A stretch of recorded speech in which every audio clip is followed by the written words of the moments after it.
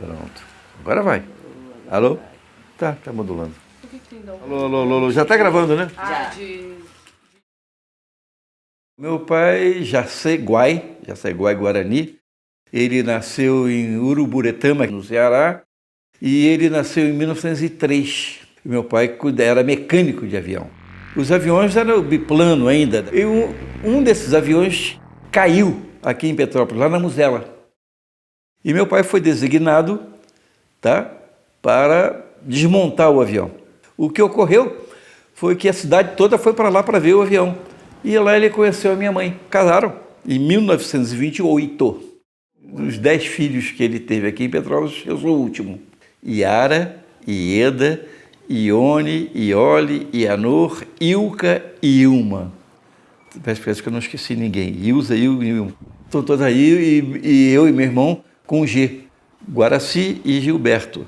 Nós fomos criados no Valparaíso e depois nós fomos para a Rua Teresa. Como ele conhecia eletrônica, ele começou a comprar os kits americanos no Rio de Janeiro dos rádios e montou esses rádios para vender. O problema todo desses rádios, desse rádio, que o rádio até funcionava bem, é que as estações de rádio que só tinham no Rio de Janeiro chegavam extremamente mal aqui em Petrópolis. Tinha que ter uma antena, uma coisa. O que é que meu pai fez? Tinha conhecimento, montou uma estação de rádio. E essa estação de rádio ficou famosa, tornou-se a PRD3, que era a nossa M de Petrópolis. E foi devagarinho, isso nos anos 40, 30. Como a visão do meu pai, ele não tinha atende comercial, ele entregou a rádio na mão de uma pessoa que se tornou famosa aqui em Petrópolis, Carneiro Malta, Wilson Carneiro Malta. O meu pai se tornou o ícone de Petrópolis em sonorização. Se batesse um circo em Petrópolis, imediatamente eles bateriam lá na nossa casa, porque eles precisavam de equipamento de som. Com a chegada do Getúlio aqui, fazia um discurso, ele que botava o som.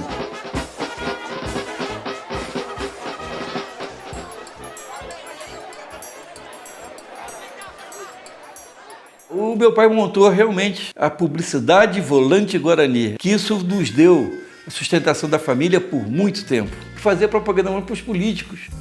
O Iedo Fiuza, que eu só me lembro dele, era em cima de um Ford Bigode.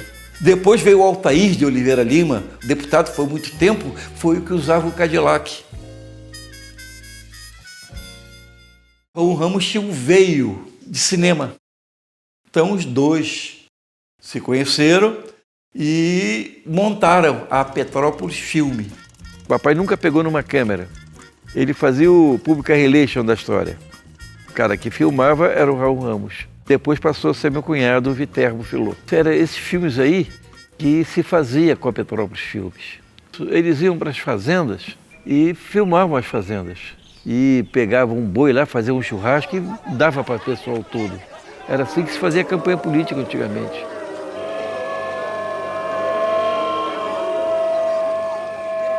Ele revolucionou Petrópolis pelo fato de trazer o cinema do povo na Praça da Liberdade, aberto ao povo todos os domingos. Olha, cinema do povo, cinema para pobre. Lá eles não podiam pagar cinema também. Então a opção do cinema era na Praça da Liberdade. Ao mesmo tempo, ele passava os filmes nos clubes. Serrano era terça-feira. Petropolitano, quarta-feira. Cruzeiro do Sul era sexta-feira. Sábado era na Harmonia Brasileira, na Muzela. E no domingo era na Praça da Liberdade.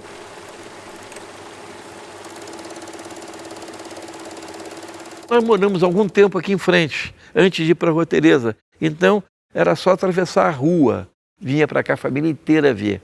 Aqui existiam 4 cinemas, né? 3 do Severiano, o Cinema Esperanto, que era da família Varanda, e depois veio o Arte Palácio, que é ali onde é o Santa Cecília. Nós éramos muito amigos do gerente e ele nos deu um permanente para 2 pessoas.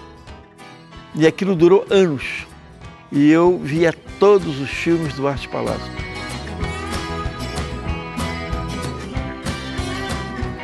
Foi ele que fez o cinema. Ele montou o cinema. Faz parte da vida dele. A gente só funcionava sábado e domingo. Eram 2 máquinas de 16 milímetros. Nós fizemos um sistema automático que quando terminava um filme, já uma máquina passava para o outro. Não interrompia, o que é diferente da Padre Liberdade, que nós tínhamos lá uma máquina só.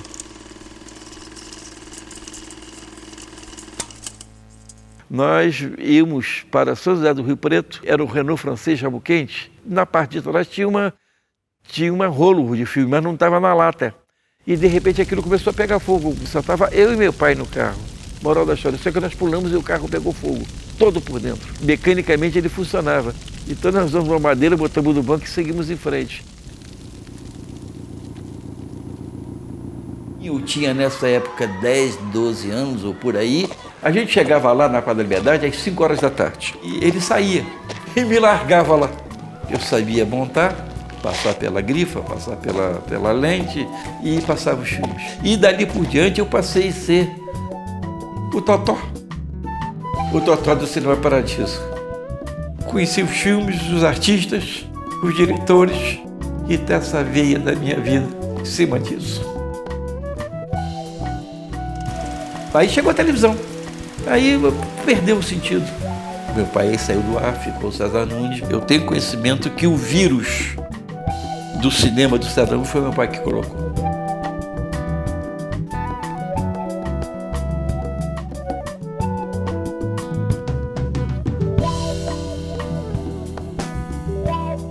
Ele arranjou um emprego no Quitandia como técnico.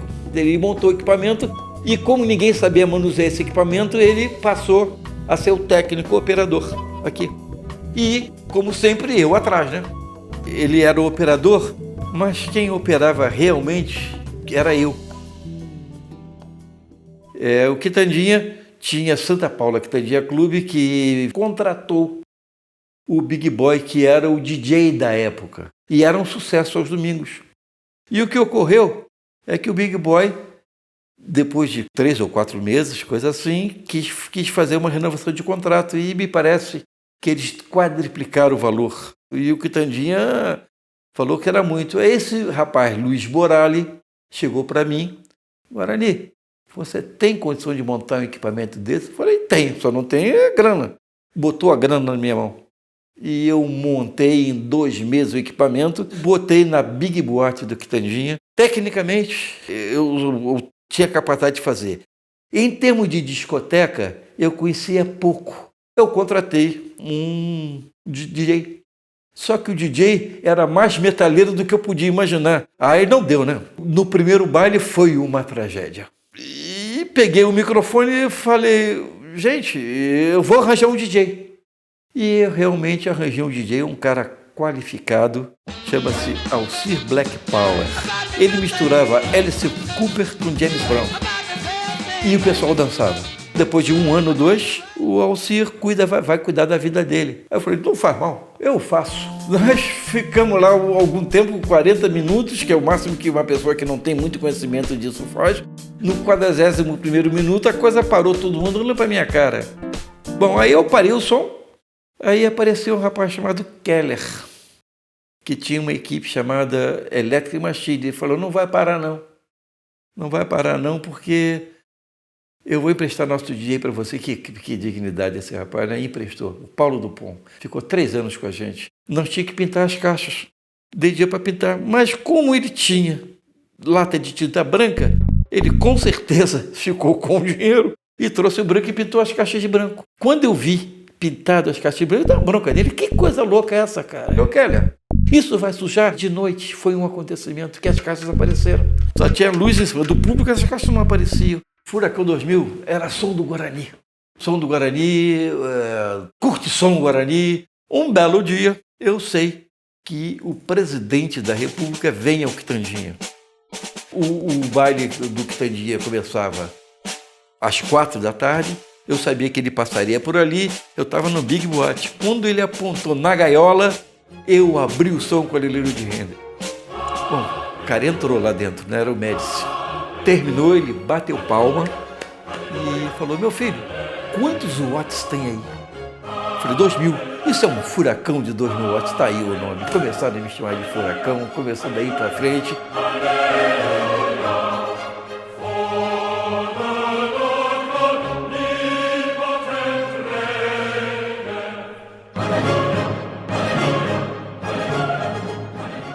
2 anos nós tínhamos 2 equipes, depois 3 equipes tocando em Petrópolis. Tocava no Serrano, no Petropolitano e no Coral Veiga ao mesmo tempo. E eu consegui encher os 3 bailes ao mesmo tempo, tá?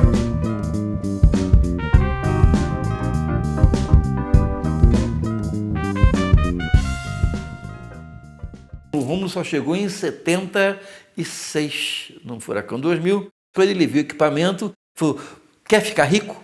Eu falei, quero. Vamos para o Rio de Janeiro. Ele ficou e eu não. Mas tudo bem, isso é outra história. No primeiro baile foi no Curtume Carioca. Tinha lá 1.000 pessoas. No segundo baile já tinha 5.000 pessoas. No terceiro baile fechou a portaria que não cabia mais ninguém. Fez uma equipe, fez 2 equipes, 3 equipes, 4 equipes, 5 equipes, 9 equipes. Que nós tínhamos ao mesmo tempo fazendo o baile.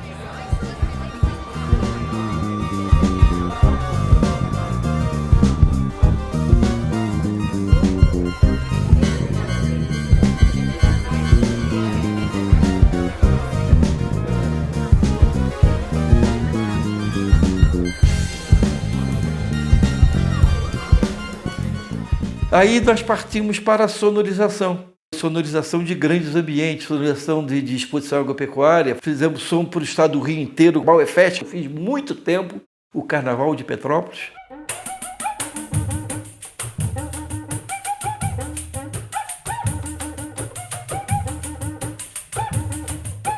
A Ana, minha esposa, ela sempre tirou fotografia, já fotografia de tudo que eu fazia. Então, os shows todos que eu fiz, vários deles, Zezé Mota, os Cariocas, Quarteto em Si.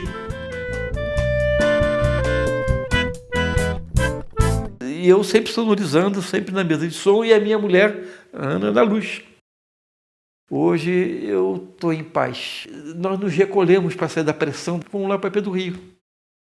E lá em Pedro Rio, eu tive uma chance de lidar com equipamentos digitais, coisas que eu não tinha conhecimento. Eu já sou capaz de mexer nesse equipamento, que é uma coisa completamente diferente do sistema que é hoje, do sistema antigo. E eu ando com o meu pendrive, com todas as músicas, que vai do Eu Não Sou Cachorro Não, falando inglês, ao hino do Japão. Quando eu vou a uma festa ou a algum lugar, aquele pendrive salva a festa.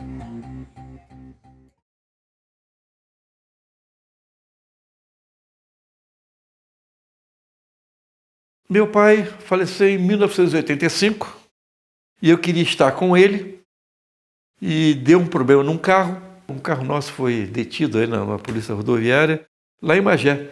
Eu desci para liberar o carro lá, quando eu voltei tinha morrido. E o enterro do meu pai, eu fiz uma festa. Eu botei o carro de som tocando Guarani. Meu pai, ele fez festa a vida inteira, não podia ficar triste naquele momento. Estava todo mundo chorando até um certo ponto, mas está todo mundo alegre pelo que ele nos tornou.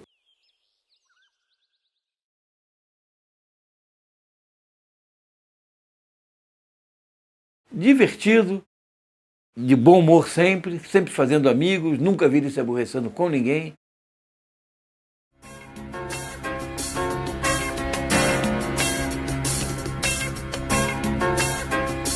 Ela levou a vida dele assim, né?